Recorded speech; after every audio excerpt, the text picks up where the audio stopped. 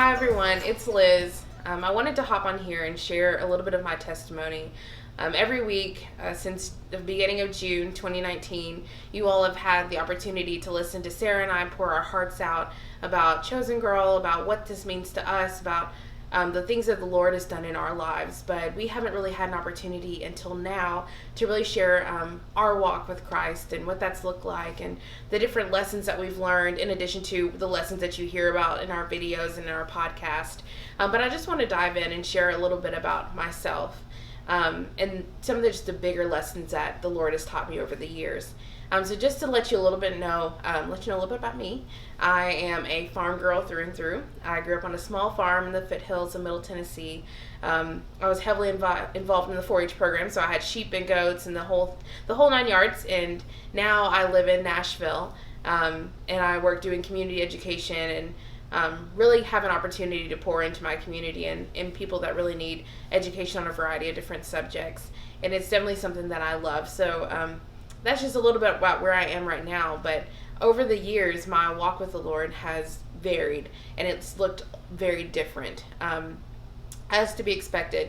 I gave my heart to the Lord when I was about 8 years old, and I am the daughter of a pastor.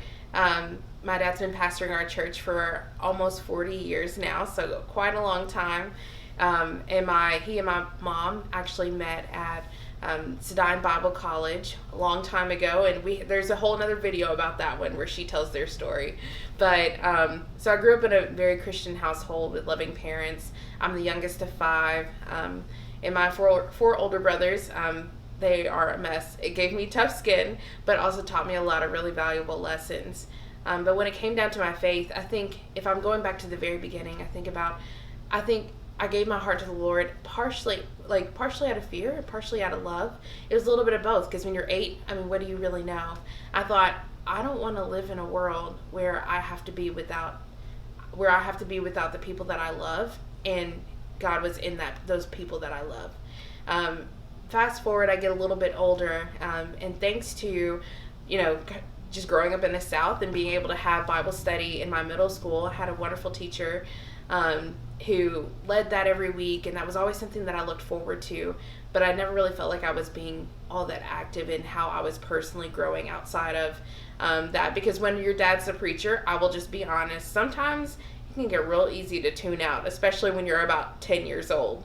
But as you get a little bit older and I get into high school, got involved with FCA and found that was a really great place for me to just share my heart. And all along, I knew who God was, and I knew His love for my life, and I'd given my life to Him, but I had a lot of hard time with understanding who I was as an individual.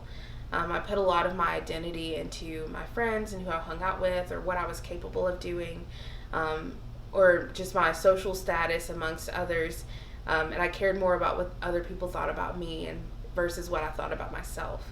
And I feel, now that I look back on it, I feel like that turned me into, not that being a follower is anything bad, we're followers of Christ, but really kind of when we talk about the gods in our life, the little g gods in our life, how I was perceived in the eyes of others became a god for me. And I would shatter inside if someone thought anything less than perfection.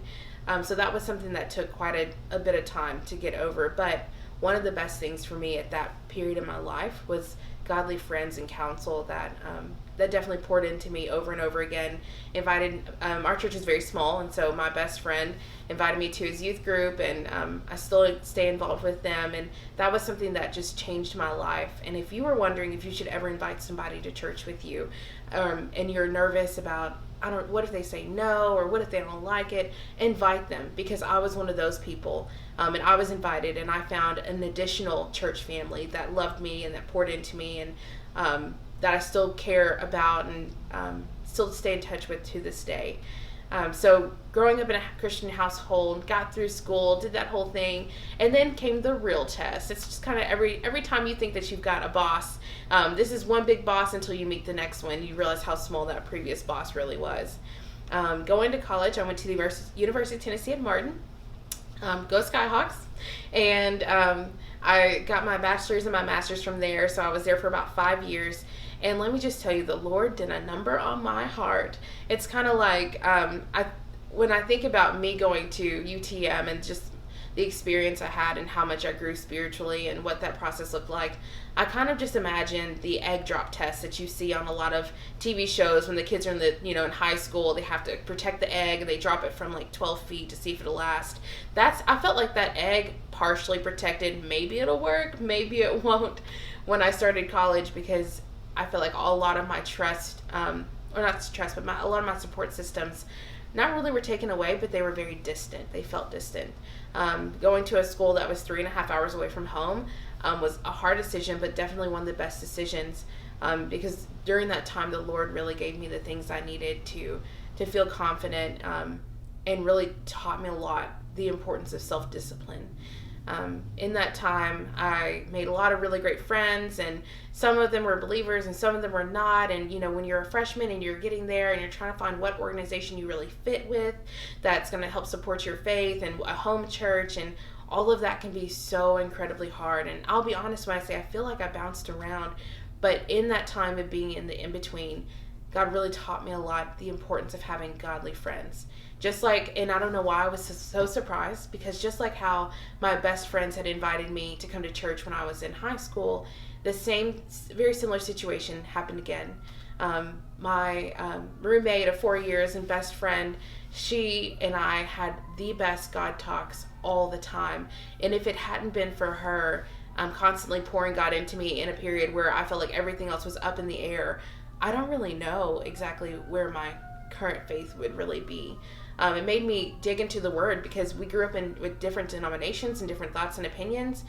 And she would share a lot with me, and I would share a lot with her, and it would cause me to go back and read. And it really gave me a fire for that. Taking your faith is your responsibility, and that the Lord He's given you that invitation, and that when you take it, you can get the bare minimum out of it by just accepting it, or you can let it really impact your life and help you thrive by living in it, walking in it every single day. And for me, that was learning to be disciplined and taking time every night to read my Bible. That was me taking time to pray. That was me being disciplined in my thoughts and in holding my tongue or saying the right things even when it was hard. And by the time I got into my grad school years, I had a really strong foundation, but I really felt like my faith was kind of rocked when I would almost say pillars in my life were kind of kicked out from under me, or they just changed. And that happens when you're in college, and sometimes friendships change and relationships change. And I really had to question, was I putting my faith in my friends like I did when I was younger, or was I putting my faith in God? And I thought that it was in God until suddenly they were taken away, and I had to realize an ugly truth, that I had put my relationship with them up on a pedestal, a little bit higher, honestly, than the one I had with God. And I had to turn back and say, like, God, like, forgive me. I need to come back and rekindle our friendship. I know in one of our episodes we've talked about what a great friend God really is to us. And I had to question, are you a good friend to God? And because I prided myself on being a great friend to everyone else but Him. How sad. And to realize that was hard and like gross, and had to work through some gross emotions. But then nonetheless, I realized that, we serve a forgiving God, and that even though I have not been the best friend to Him, He has still been so faithful to me. And so from that moment on, I really had to do everything and live my life and make those big decisions by asking, who is this serving? Is this serving me or God? And when I started asking myself that question, literally doing any kind of, I guess, medium to like major decision, it really changed the outcome of my life and how I felt about things. And even when things got hard, and that was a true test, was, are you willing to do the hard things? And just through the trials that I experienced, I found out, yes, that I was, even when I didn't think I was strong enough. So when I look back on my story, just from being all the way from elementary school through college, one thing that I realized is that I don't have this giant story of being rescued, but I do have a story of protection. And a lot of times when we hear testimonials from church or from people on Facebook and all these things that get shared around the world, and they're always this grand story of redemption. And the love of God is a story of redemption.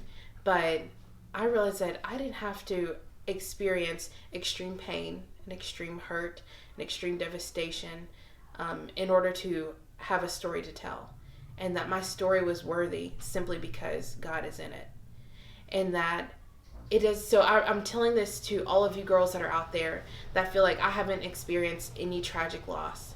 I've never experienced anything that that the world would consider tragic and unfortunate and less than, in order to have a story to sing and to tell, and that's worthy to be shared, about God's love for you and about his protection for you.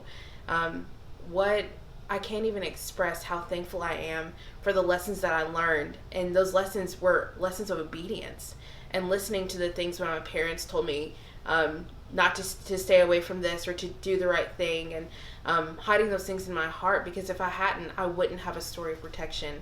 I would have a story of redemption. And when you talk to somebody who has those stories, oftentimes they would say, why would you think that I wouldn't want your story? And sometimes we don't think about that, because all you see is how much other people love and share and cherish that story. But remember that this is all for the Lord. But this is just a little bit of my testimony, but I just wanted to remind you that regardless of what your story looks like, that the work that you're doing for the Lord is worth it every single time.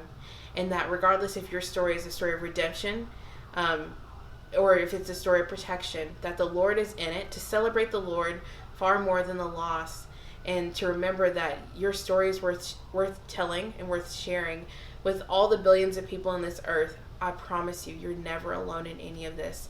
But I just want to thank you all so much for watching my testimonial.